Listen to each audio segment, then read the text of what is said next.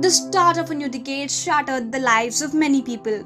On December 31, 2020, the novel coronavirus, also known as COVID-19, had spread from the People's Republic of China to the whole world.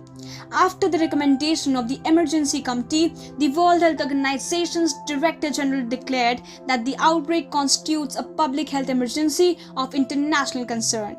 January 30, 2020 benchmarked 911 on the calendar of the world. The virus has shaken the nation to its core. 161 days of the nationwide lockdown and public health is at stake. The coronavirus has trapped the world in the nets of a total disaster. In the previous month, the analysts have observed a drastic change in the lifestyle of people.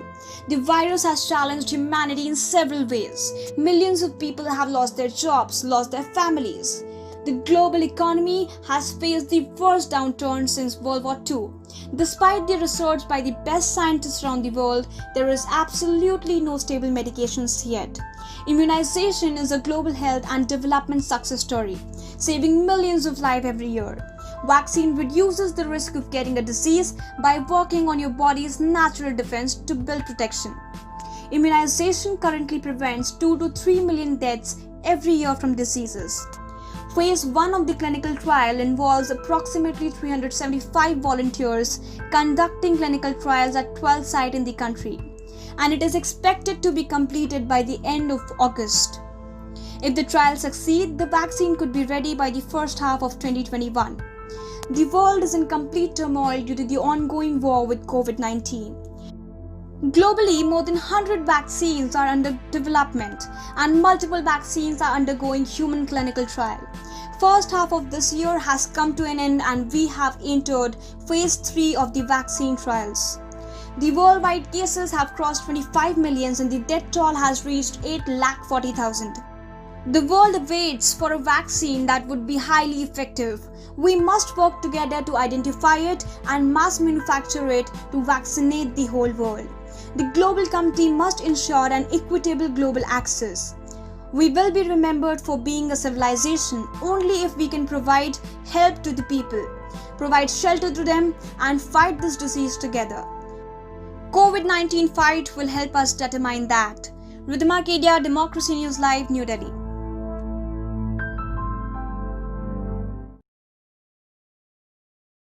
Is an unprecedented health challenge. It has brought the world together. Phase 3 of the trial has instigated new hopes in the people. The world awaits for a green signal from vaccinologists. Vaccines reduce the risk of getting a disease by working with the body's natural defenses to build protection. The first phase of the human clinical trial revealed that the indigenous vaccine is safe to use. As the cases continue to rise across the nation, more than 100 vaccines are under development. Lately, the term vaccine nationalism has come to light. Nowadays, my nation first is a trending approach in the development of a vaccine or any other treatment. But this is an unethical approach to reduce the transmission of COVID-19. We'll be looking at a far more textured approach. The idea is that the world will possibly run in multiple directions, create the vaccine that we require, and then there is an equitable distribution of the vaccine across the globe. It doesn't matter whether you're a rich country or a poor country, you would have a more equitable approach. So today we decided we're going to bring on a panel, the panel which is at the center of this whole vaccine development program. We have two guests who are joining us today. Dr. Harish Iyer, he's a senior advisor for scientific programs, Gates Foundation, strategic partner to global health PSTs and functional teams, including life sciences partnerships based in Seattle on issues related to developing countries, manufacturers, and R&D based in India. Also joining us is Dr. Prasad Kulkarni. Dr. Prasad Kulkarni is a clinical pharmacologist with several years of experience in new drug development, clinical research, pharmacovigilance, regulatory practices, and medical advice. I'm going to start the show with Dr. Iyer. Dr. Iyer, thank you for joining us for the show. First of all, could you shed a little more light in terms of what's the direction, how difficult it is to kind of get the vaccines off the ground? What are the phases of development of a vaccine? Sure, thank you. It's a real pleasure to be on. Hopefully you can hear me. We typically go through three phases in the human studies. Phase one, which is focused primarily on safety of a vaccine to make sure that it's safe in the patients and the citizens we try and who are all mostly healthy people. In a phase two, there's usually an approach to understand, multiple doses because you still don't know what dose the vaccine works at and elicits an immune response. And also looking at schedules, right? How do you need to just give one dose? Do you need to give two doses? How far apart do these doses have to be? 2 weeks, a month apart? Those are the kinds of questions that are typically asked in a phase two. So you're trying to really understand what is the schedule and dose that works. And a phase three is a confirmatory sort of phase where you pick one of these things that really worked well and then run it on a large number of people and show that between a placebo, which is basically a non-active substance, and your vaccine, how you can protect more people on your vaccine arm. So that is basically the three phases that usually companies and researchers test. So let me bring in Dr. Prasad Kulkarni. Dr. Prasad Kulkarni, you're at the Serum Institute of India. Can you shed a little light in terms of where we are? Obviously, we're talking about we are in phase three of the trials. And how long can phase three trials last? Length of months, time, hours. I don't know what it takes to reach, get out of phase three and actually have a vaccine in place.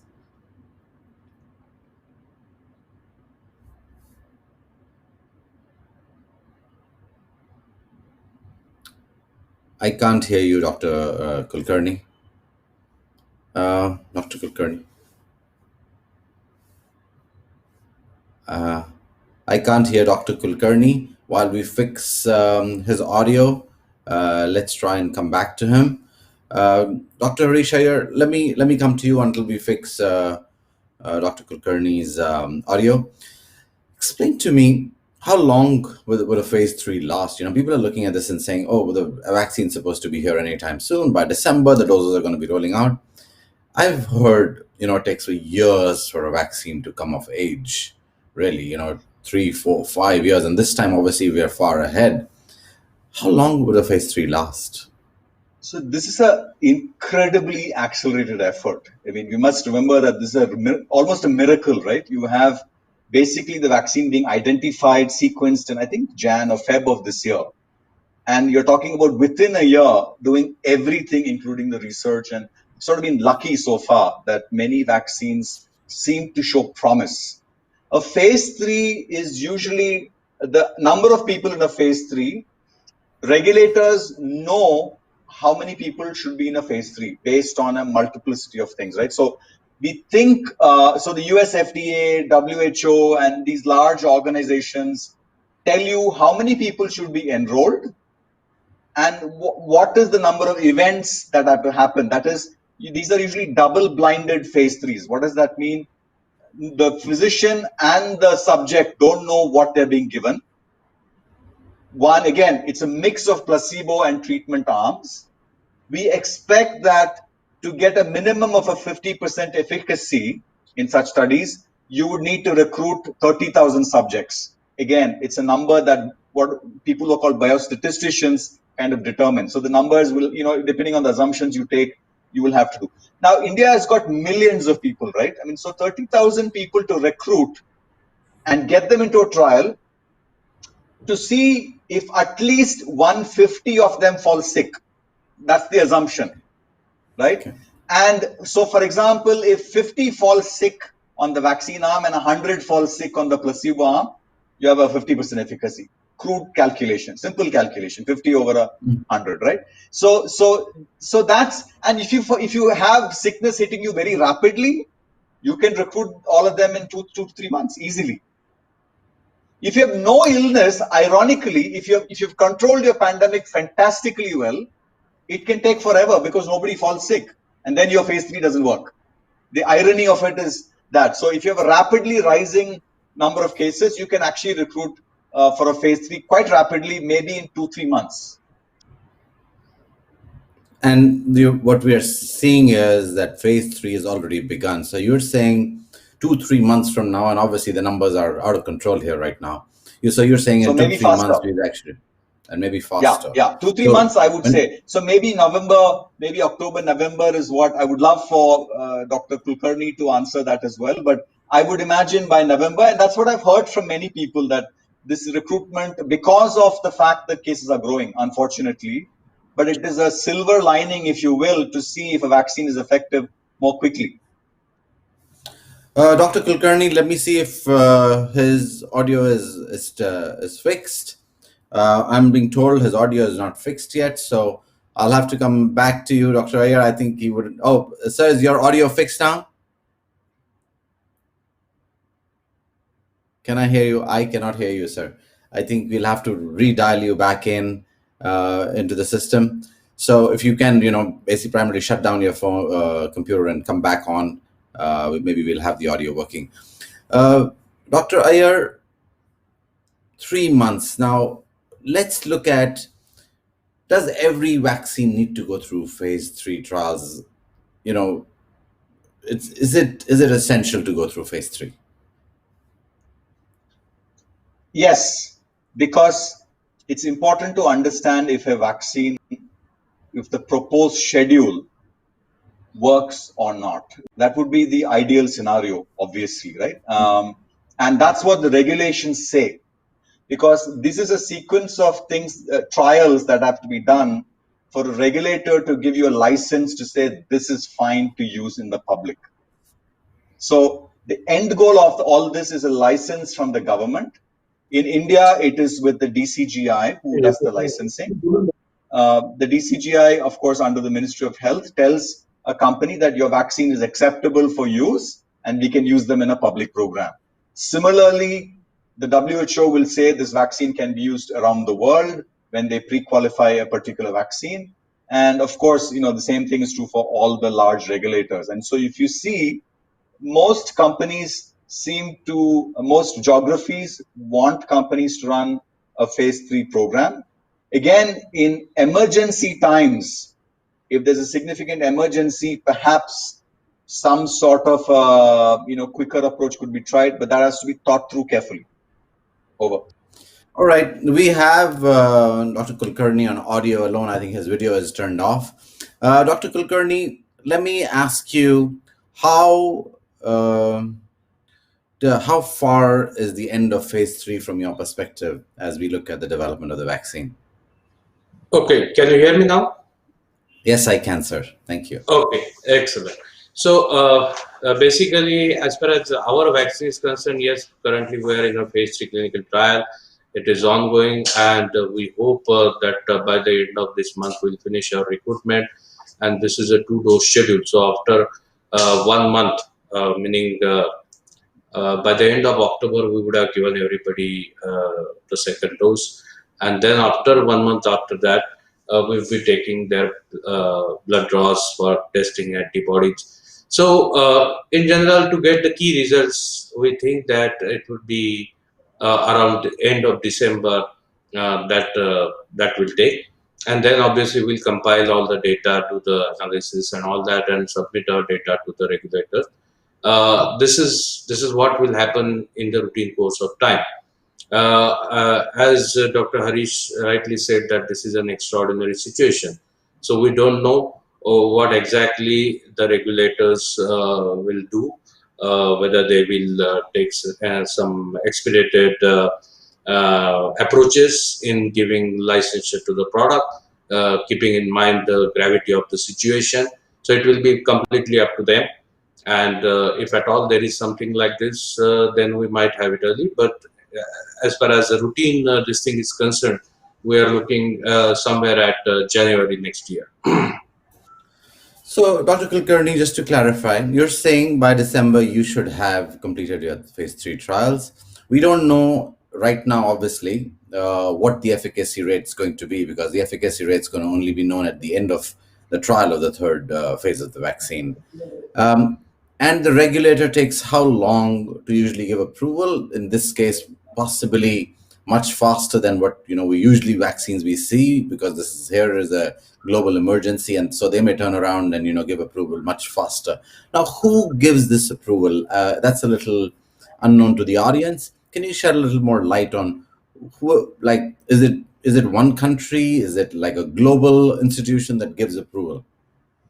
So each country has its own something called as NRA, National Regulatory Authority, that gives permission to all the medicinal products that are to be sold in the country. So in India, we have a body called as CDSCO that oversees all these matters, and the Drug Controller General of India (DCGI) is the head of this organization.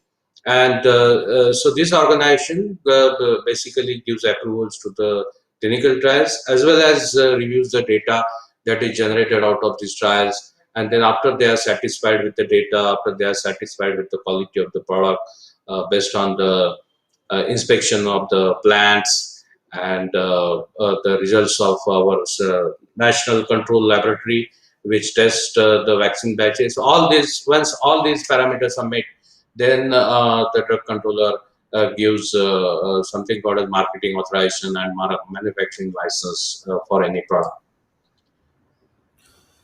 So, Dr. Iyer, who will first get the vaccine? Who will be the first receivers of this vaccine, and who they should be? This is a very, very important question, and it is also decided by a technical committee that the government has set up, right? Essentially, it goes. Let's say Serum makes the first vial that rolls off Serum's filling lines, in an approved fashion. Who will get it? This is obviously a key question. There are lots of considerations for this kind of a question globally. I can't say ultimately how it will be decided, but one could say that the people highest at risk or who are likely to get sick, the most likely to get sick, may be the first ones to get it. There is discussion. We've heard the Prime Minister of India talk about healthcare workers being an important, community who did first. We've also heard globally that older people seem to be at greater risk of mortality or morbidity. Perhaps they will be considered. Perhaps essential workers may be considered. Teachers, garbage workers, sanitation workers, drivers, policemen. Those kind of people are also obviously important. So it's a complex question with a lot of trade-offs associated with it. Ultimately, the arbiter of that will be a special panel that's already been set up by the government who will decide who should get this first. So, just to kind of get a little perspective on the whole vaccination process and how this comes to fruition, the efficacy rates of different vaccines are possibly going to be different because they're all based on science, but each of those lines of decision making which has happened. So let's say there is a line of sitting in one country where the efficacy rate is 78%, and another country it's sitting at 52%. As a world community, will we then say we need to pick up the vaccine that has been created with a 72% efficacy rate, and the 50% efficacy rate vaccine obviously will not make it? Is that a logical way of looking at it, or there is a different perspective? Dr. Kulkarni, if you want to take that. Yeah, I mean, of course, this is a hypothetical situation that we're talking about. And obviously, the data that you are talking about, various different kind of efficacy figures, one needs to see how the clinical trials were designed and whether they were appropriately designed, because the results would depend on the appropriateness of the designs as well. So there are a lot of caveats to these figures. So, but assuming that the designs were proper and all these vaccines, let's say these two kind of scenarios, they have been tested in similar kind of conditions and similar set of rules. In that case, of course, it is quite likely that the policymakers may want to go with a vaccine that is showing higher efficacy. But again, there are many issues like availability, and that's going to be one of the biggest challenges. See, we have to vaccinate the entire world, or at least a major portion of the entire world, which means that we are talking of billions of doses, and which is not going to be an easy task. So availability will be a key issue. So probably, I mean, I can't talk for the policymakers, but probably this might happen that the vaccine that is available will be used given the condition that there is an urgency in giving protection to our population. So that could be a driving factor in making the decisions, at least in the initial stage of the immunization. So why I ask this question, and maybe Dr. Iyer can weigh in as well, is that as a global community, we're all looking at a problem, and Bill and Melinda Gates Foundation certainly, looks at the world as one. Is the whole approach is not one, one country or the other, or one company or the other. It's a global approach to finding, the end of disease. Is going forward, and I know we are talking really ahead of time, but going forward, can there be a more coordinated approach globally when we are fighting disease? Is this even a possibility? Has it been even considered? So there is a global organization that's called COVAX that's been set up to help coordinate globally between multiple organizations, multiple countries on the research question, on the procurement question, and the policy question for vaccines. That is, how do we fund research? Who buys the vaccine? And who should get the vaccine? So there are there is a global effort that is making, trying to see how this can be done, and the foundation is certainly part of that. But this is as you can imagine, just like I said, within a country there will be multiple groups that will want the vaccine, and it's a bit about negotiation and decision making. Even between countries, obviously the same, let's say, Europe or the US or Japan or China, the first vaccines that roll off, there's going to be obviously interest in immunizing their own citizens. So WHO has suggested some ideas on what should happen. Maybe we protect, and one of the discussions that's happening is maybe we should protect the top 20% for most of all the countries first, right? That's kind of the equitable sort of question, or maybe the first 5% or first 20%. So this is these are ideas, but it requires a lot of cooperation and negotiation between countries on how this can be done. Financing is a very critical thing, of course. In all of this, there's money that has to back every one of these things. Certainly, the poorer countries have less leverage in terms of money. So it's clearly a negotiation that has to happen. And it is happening, I would argue. It is a struggle, but I guess it is happening. Of course, I'm sure it is, and it has been well considered.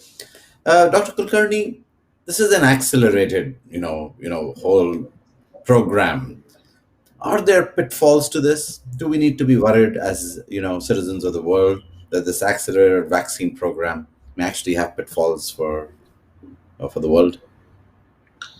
Well, of course, any clinical program needs to be done in a proper way where you follow all the rules and regulations and the good clinical practices, all the ethical expectations are met, and that obviously has to be there for the quality of the research that is going to come out, so that we ensure that the data integrity is maintained, and we have all the knowledge about the safety and the efficacy of the vaccines, and also at the same time we are taken care of all the rights and confidentiality and safety of the subject participants and all that. So that has to be there, and so that is something that uh, all the companies, all the developers are definitely looking into it.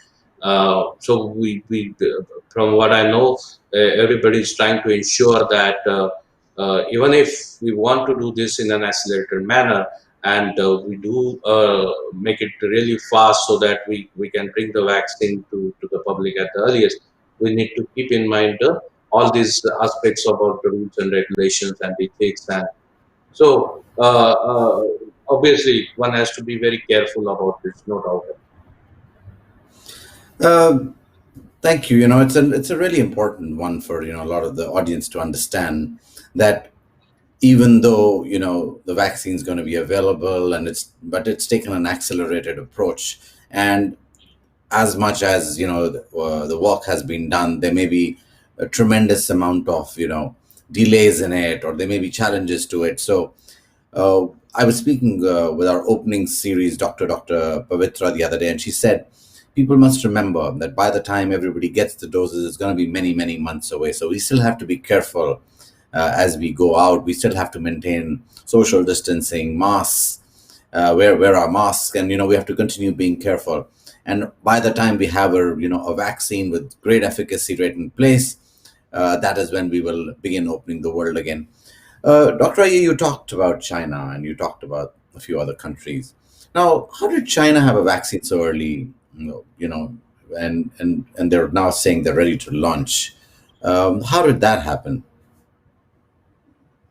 So China, as best as I know, the Chinese companies, the key Chinese companies, have only finished a phase 2, right? They've all finished. Two of them at least probably have finished a phase 2. I mentioned earlier that if you're very effective at controlling the pandemic and you have no cases within your country, then you cannot do an efficacy trial. An efficacy trial only can be done when the disease is there in the country.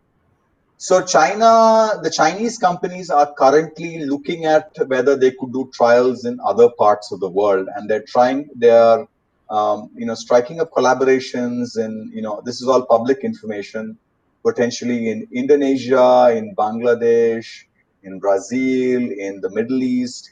So they're trying to see, sort of making sure that they can make sure there's an efficacy study, but they're unable within the country itself so far to do an efficacy study. So if you see that from the news articles we've been reading, they have done a phase 2 and had perhaps an emergency licensure of some sort. And they have said that certain key populations, perhaps their military, will get a shot or two, but they've not managed to complete. I think they've done things very fast, but they've sort of had to slow down at the phase 3 approach because they've dampened the epidemic completely. So you can't run a trial if there is no disease.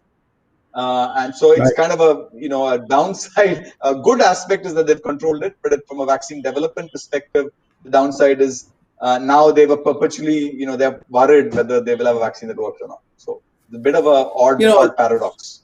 A bit of an odd situation, but it's a good and a bad situation in its own way. So I think it's an important one for the audience to remember that as much as information that's out there and people say the Chinese vaccine is ready, it isn't. And they still have to go through phase 3 trial, which could take anywhere between 2 and 3 months, which means that you need 30,000 people to test on a fairly large sized population, and that's when you'll have it. Now, is Sputnik 5, the Russian vaccine, ready for the vaccination program? Is that to me as well? No, Dr. I think to you, Dr. Iyer, because I think we will come back to Dr. Kulkarni for. I think it's got exactly the same issues. I think it has exactly the same issues as the Chinese vaccine has, which is that based on a phase 2, they've approved it. It's an emergency use approval. As Dr. Kulkarni said, anybody, the regulator decides. If the Russian regulator felt this was fine and decided that they want to do it, well, they are within their rights to do what they wish to do. It is so they're not done a phase 3 as well, and they have decided we will go ahead and immunize at least a specific set of people. I don't think even they're immunizing. I'm not quite sure if they're immunizing everybody or not. I know they talked about teachers, healthcare workers, and things like that. Whether they have an ongoing phase 3, not very clear. And very importantly, they have not published any of the data. So, nobody can, the scientific community cannot comment on whether their data looks good or not. So, it's the prerogative of the developers to decide whether they want to publish it or not.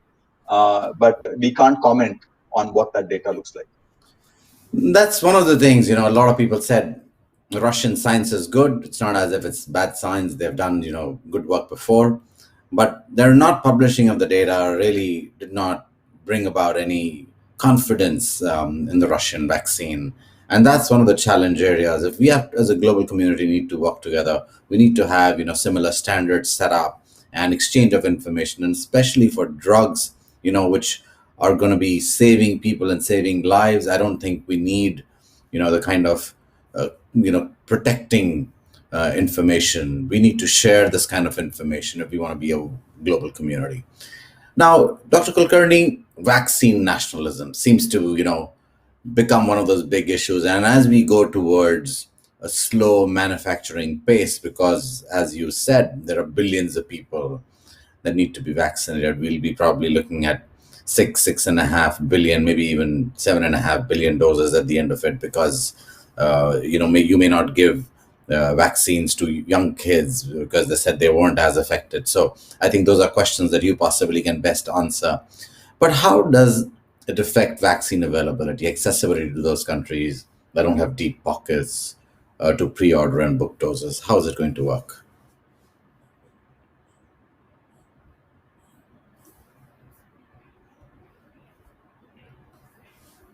Dr. Kulkarni, your audio is gone again. Can you see if it's connected?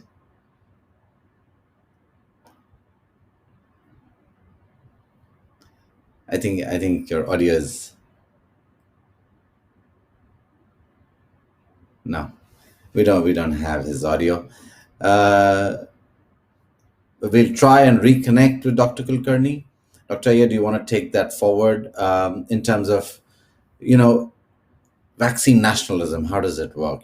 Poor countries, they don't have the resources. They may either partner with third countries which are possibly wanting to test their efficacy. How do you pre-order these vaccines? How do you book your doses? So this is where the COVAX mechanism may play a role. There is a global fundraising effort ongoing to see, can we get enough funding to talk about to to be able to execute the immunization strategy that WHO is talking about, and it's a coordinated effort. The reason people may be even willing to fund this is because nobody can be safe saying they're an island, only they are protected, right? The world is very interconnected. If a disease starts in a quote unquote poor country, it could reach a rich country quite easily. You're hearing a little bit about the second wave of COVID in Europe now, right? So it's not that if you protect yourself, you can't really completely seal off all borders forever. We are a global community. People do travel from one country to another. So there is an interest, even on behalf of the rich countries, to donate and make sure that poorer countries also receive vaccines and are not forced to pay large sums of money out of pocket to protect their citizens. But ultimately, this is a negotiation from a contract perspective, from a financing perspective, and is again also a negotiation. And I think it's very, very crucial that the rich countries and donate to these kind of funds. And I think there's a fundraising effort that's ongoing. So, do we have Dr. Kulkarni back? I'd like to see if he can weigh in on this in terms of providing doses to countries that can't really afford it in the beginning, or there are poorer countries. Dr. Kulkarni, do you want to weigh into that? No, you're not audible, sir. No, you're not audible. Sorry about that. I'm going to continue talking with Dr. Iyer. Dr. Iyer, really kind of my concluding question to you. What do you think is a policy that may work for India specifically? How does India go about this, and how does Bill and Melinda Gates Foundation appear in helping nations deal with crises like this? Our role is very much dependent on what the government requests of us. That is a key element of it. If they ask us, I mean, I think we have supported in the past planning function, based on requests from the Ministry of Health, we have helped them supported them to think about issues that they want our help on. We certainly bring in some of the global perspectives of what's happening in other parts of the world, but very much in a deeply supportive role to the government of India, which has a lot of capability. And so that's how we look at it. Things like immunization strategy, we believe, is very much the domain of government, and we almost don't weigh into those kind of things because it's a national interest kind of question. So we would perhaps rather focus on to make sure supply is available once the strategy is devised, right? Make sure supply is available so that if the government says this is what we want to do, then they should not be limited by lack of availability. Your vaccine nationalism kind of question. Luckily, India, with companies like Serum Institute, is does great service for the world, and so we will not, I don't think, run short on vaccine within India itself, and so we will probably have excess vaccines, is my understanding, based on many conversations, including with Serum Institute. So we will be in a good position. So I think I would imagine, again, I'm only going back to what the Prime Minister said, and we can imagine that there will be a ranking of who gets the vaccine first and who gets it second, and so on. Just for giving perspective to what you're talking about, Dr. Iyer, Serum Institute of India is based out of Pune. It's headquartered out of Pune. It produces vaccines for around the world. They're capable of producing very large quantities of vaccines. And certainly, they're working with Oxford University, who have developed the vaccine, and this is going to be the manufacturing arm of their vaccine. They'll possibly even manufacture at other places. But to give a sense of security, it is one of the lead programs. Obviously, there are going to be other programs. There are over 150 vaccines, as I'm told, being developed around the world. So the efficacy rate of those vaccines, once we've all tested it through, we'll find out where we stand. But there is one thing to remember, that the world is in this together. And I think we realize this more today than ever before. When a pandemic hits, the whole global community is hit. If we don't come together, we're not going to be able to fight disease. Let's listen in to the WHO statement before we close the show. Please play that. On the 8th of May,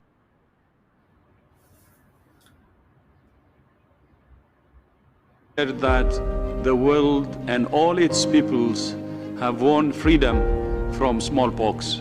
Smallpox is the first and to date the only human disease to be eradicated globally. Until it was wiped out, smallpox had plagued humanity for at least 3,000 years, killing 300 million people in the 20th century alone. Its eradication stands at the greatest public health triumph in history. As the world confronts the COVID-19 pandemic, humanity's victory over smallpox is a reminder of what's possible when nations come together to fight a common health threat. The smallpox eradication campaign had one crucial tool that we don't have for COVID-19 yet: a vaccine. In fact, the world's first vaccine. But although a vaccine was crucial for ending smallpox, it was not enough on its own. At the height of the Cold War, the Soviet Union and the United States of America joined forces to conquer a common enemy. They recognized that viruses do not respect nations or ideologies. That same solidarity built on national unity is needed now more than ever to defeat COVID-19. Dr. Iyer, Dr. Kulkarni, thank you for joining me for this show. I think it's very important for us to remember that we are, as one global community, fighting a pandemic. We've lost hundreds and thousands of people here today. And, what more reason to find out that we can reach out, we can be effective, and we can be one together. Thank you for joining me for the show, and continue watching our vaccine COVID-19 series as we bring you more such great information which will help us understand the pandemic and how we're going to fight this. Thank you. Good night and good luck. Thank you.